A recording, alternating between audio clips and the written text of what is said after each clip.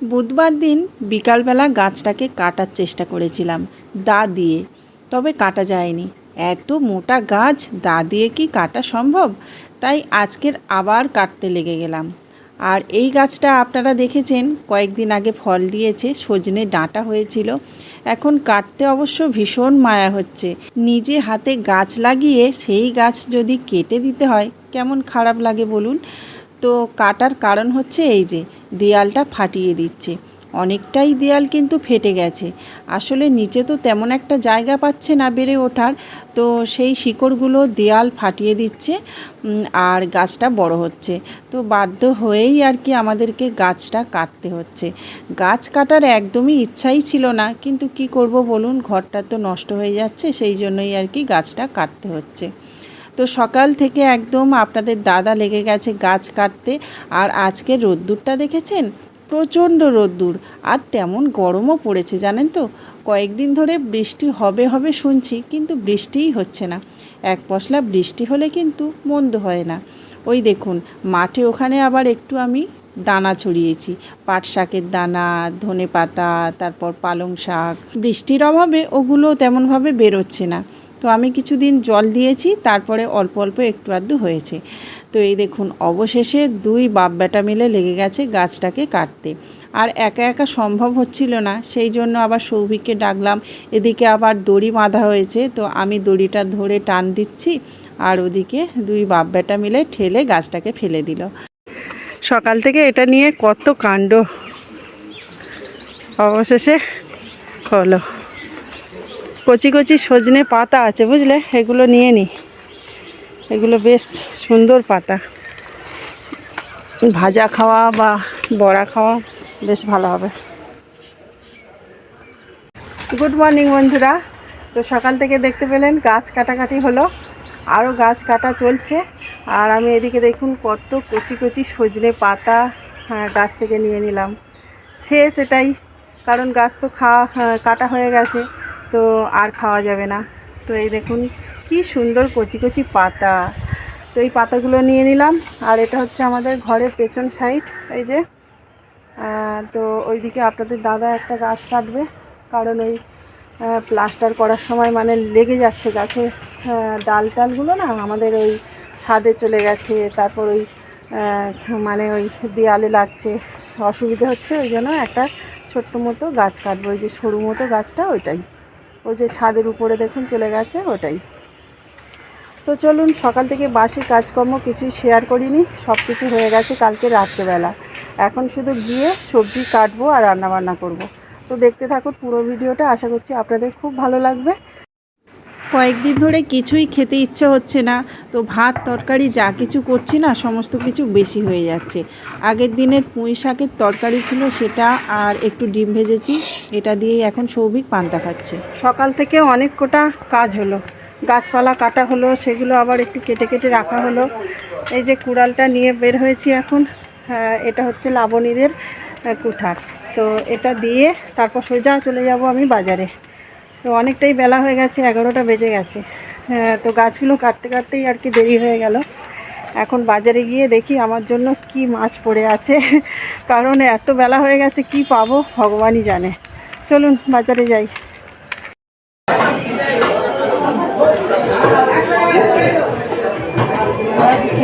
বাটা কত? দেখে আছি আর কি আছে।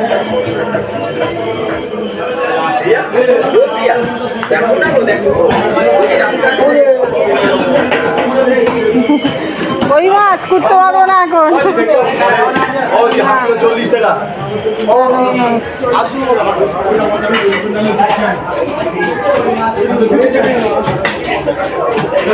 চারা পোনা নেই?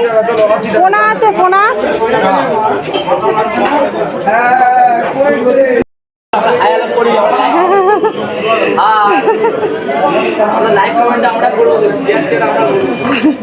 তোমরা কখন মাছ বিক্রি করবে আর কখন দেখবে? কত হলো? দাও।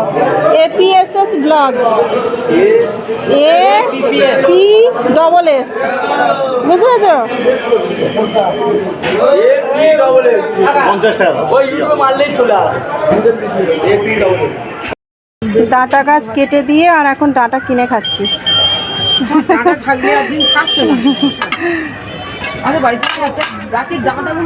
বেশ কচি কচি ডাঁটা 210। তো বন্ধুরা বাড়িতে চলে এসেছি আর বাইরে যেন লু পড়ছে।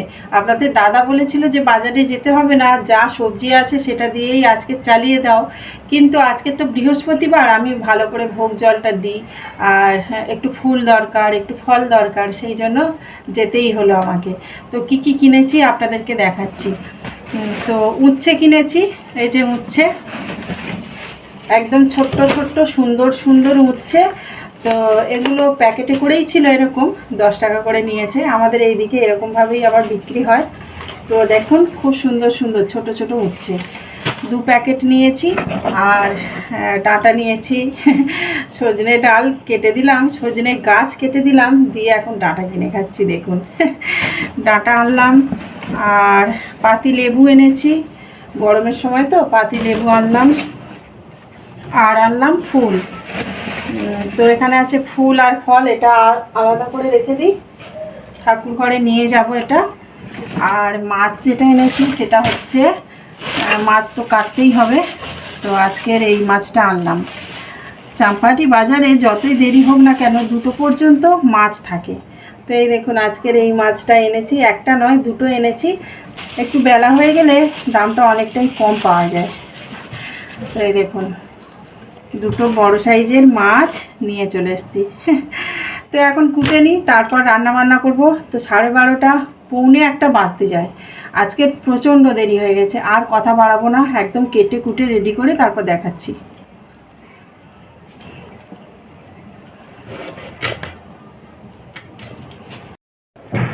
মুসুরির ডালটা আমি আগে থেকেই সিদ্ধ করতে বসিয়ে দিয়েছি, সঙ্গে সঙ্গে ভাতটাকেও বসিয়ে দিয়েছি। আর এদিকে দেখুন মাছটা কেটে নিয়েছি। তো এটা হচ্ছে ঢেঁড়স ভাজা, আর করলা, ডাঁটা, আলু দিয়ে মাছের ঝোল হবে। সজনে শাকটা কেটেছি, ওটা হবে এই মুসুরির ডাল দিয়ে। তো চলুন এখন ঝটপট রান্না করে নিই। এই যে ডালটা সেদ্ধ হয়ে গেছে, তো এখন এবার সজনে পাতাটা দিয়ে সেদ্ধ করে নেব। সজনে পাতা ডাল একসাথে সেদ্ধ করতে দিলে কিন্তু ডালটাই সেদ্ধ হয় না, সেই জন্য ডালটাকে আগে সেদ্ধ করতে হবে, তারপরে সজনে পাতা দিয়ে সেদ্ধ করতে হবে। তো এখানে একটু লবণ দিয়ে দেব, তারপর জল দিয়ে সিদ্ধ করব।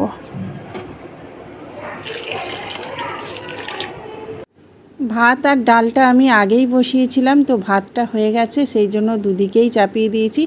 একদিকে আমি মাছ ভাজাটাকে চাপিয়ে দিয়েছি, আর অন্যদিকে বসাচ্ছি আমি ডালটা।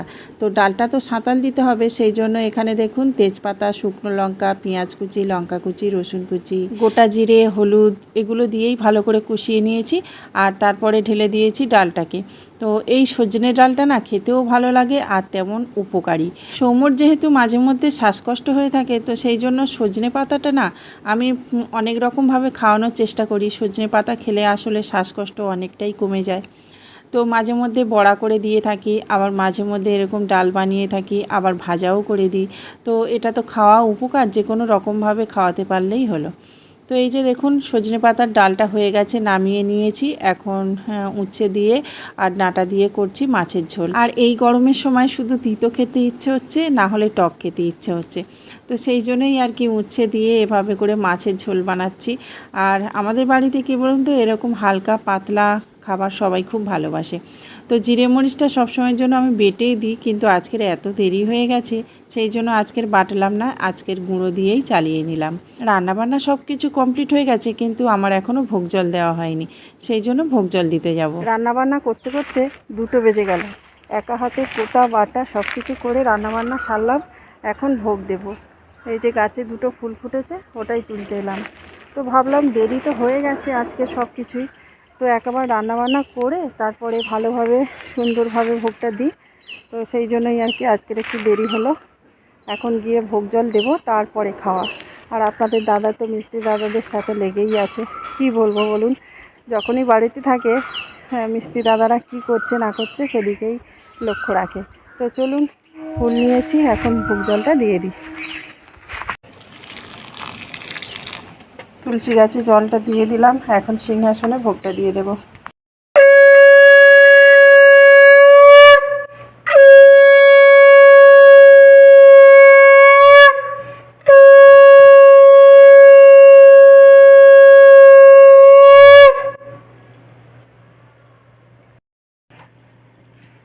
তো ভোগ জলটা দিয়ে দিলাম। এই যে সিংহাসনটা মোটামুটি ভালোভাবে সাজিয়েছি, ফুল আজকে কিনেছিলাম, তো এটা দিয়েই আজকের ভোগ জলটা দিয়ে দিলাম। খাওয়া দাওয়া হয়ে গেছে, আর এখন কিন্তু মিস্ত্রি দাদারা সবাই মিলে চলে গেছে। তো আমি আর আপনাদের দাদা এখন ছাদে এসেছি। 15 মিনিট মতো একটু শুয়েছিলাম, তারপরে এসে এই যে এখন কাজে লেগে গেছি।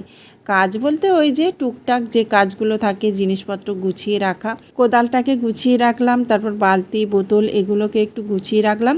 আর আজকের না আমাদের ওই যে ছাদটা হয়েছে, সেই ছাদ থেকে তক্তাগুলো খোলা হয়েছে, আর প্রচুর পরিমাণে এখানে পেরেক আছে, পায়ে ফুটেও যেতে পারে, সেই জন্য আবার এগুলোকে গুছিয়ে রাখছি। আর এই পেরেকগুলো যদি রেখে দিই এখন গুছিয়ে, পরবর্তীকালে কিন্তু এগুলো আবার কাজেও লেগে যেতে পারে। আর এতটাই পেরেক না, নষ্ট হওয়া দেখলে আমার একদম ভালো লাগে না, সেই জন্যই আর কি। তো একটা একটা করে এভাবে গুছাচ্ছি। আর হ্যাঁ, এই পেরেকগুলো গুছাতে গুছাতে না অনেকটাই টাইম লেগে গেছিলো।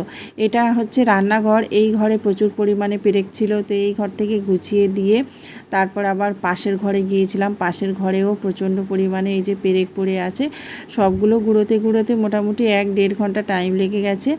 আর জানেন তো, এই সিমেন্ট বালিতে হাত দিলে দেখছি নখগুলো আর বাড়ছে না। তো কয়েকদিন ধরে মোছামুছির কাজগুলো করছি, তো এখন দেখছি নখগুলো একদম অন্যরকম হয়ে গেছে। সিমেন্টে আসলে এমন একটা জিনিস আছে যেটা ঘাঁটলে নখও বাড়ে না, আর হাতগুলো কেমন যেন ক্ষয়ে ক্ষয়ে যায়। আমি কয়েকদিন ধরে কাজ করতে করতে বুঝতেই পারছি এটা। তো যাই হোক, এই যে অনেকটাই পেরেক আমি গুঁড়িয়ে নিয়েছি। আর আপনাদের দাদা কি করছে জানেন? এই দেখুন, আপনাদের দাদা কিন্তু বসে নেই, এখানে একটা দেয়াল গাঁথনি করছে। আমি বলছি এই দেয়ালটা মিস্ত্রি দাদারা করবে, তুমি আর করো না। তো বলছে সবই সম্ভব, যদি চেষ্টা থাকে সব কিছুই পারা যায়। তো দেখুন দেয়ালটা সত্যি সত্যি কী সুন্দর গাঁথনি দিয়েছে, এখানে একটা গেট বসবে, তো সেই জন্যই দেয়ালটা বানানো হচ্ছে। সত্যি চেষ্টা থাকলে কিন্তু সব কিছুই করা সম্ভব, তাই না? আপনাদের দাদা সমস্ত জিনিস চেষ্টা করে, জুতো সেলাই থেকে চণ্ডীপাঠ সব কিছুই কিন্তু পারে। আর আমি এখন আপনাদের সামনে অনেক গোপন তথ্য ফাঁস করে দিচ্ছি। এটা হচ্ছে আমাদের ছাদের অন্য সাইডটা, যেখানে যত আবর্জনা আছে। তারপর ওদিকে দেখছেন মুরগি ঘর। তো আমার না অনেক দিনের ইচ্ছা মুরগি পোষার, তো সেটাই পুষেছিলাম ছাদে। এখন আবার ওই মুরগি ঘরটা তুলে দেব, কারণ এই যে উপরতলাতে এখন তো থাকবো আর রান্না বান্না করব, সেই জন্যই আর কি। মিস্ত্রি দাদারা চলে গেলে তারপরে আমাদের কাজ আরম্ভ হয়। এই যে দেখুন, এতটা পেরেক গুঁড়ালাম, 5-6 কেজি তো হয়েই যাবে। তো এতটা গুঁড়ালাম, আর এইখানটাতে কী সুন্দর রোদ্দুর এসে পড়ছে। দেখুন, এটা আমার রান্নাঘর, পশ্চিম দিক থেকে সূর্যের রোদ্দুর এসে পড়ছে। এই যে দেখুন, এইদিকে আবার বাগান আছে। তো আপনাদের দাদা ওইদিকে আবার একটা দেয়াল গাঁথছে, বলছে পারবো না বলে কিছুই হয় না, সবই পারা যায়। তো নিজে নিজে আজকে দেখলাম ভালোই দেয়ালটা তুলেছে। আজকের মিস্ত্রি দাদারা অন্য কাজ করছিল, তো সেই জন্য বললো আমি এটা পারি কি না দেখি। তো ভালোই তুলেছে, ওদিকে এখনও পর্যন্ত কাজ হচ্ছে।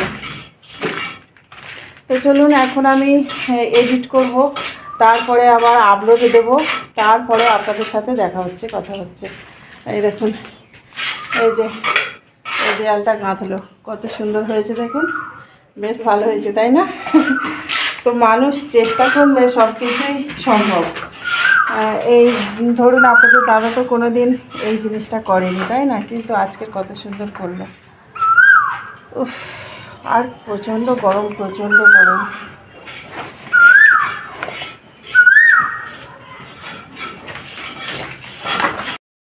সারা দিন সূর্যি মামা এত প্রখর রোদ্দুর দিচ্ছে যে আমার এই যে গাছগুলো সব মরে যাচ্ছে। তাও তো ছাদে তুলিনি। এই দেখুন, জবা গাছগুলো শুকনো হয়ে যাচ্ছে। প্রতিদিন আমি রাত্রে করে জল দিচ্ছি, সকালে জল দিচ্ছি, তাও শুকনো হয়ে যাচ্ছে। মানে এত রোদ্দুরের তেজ।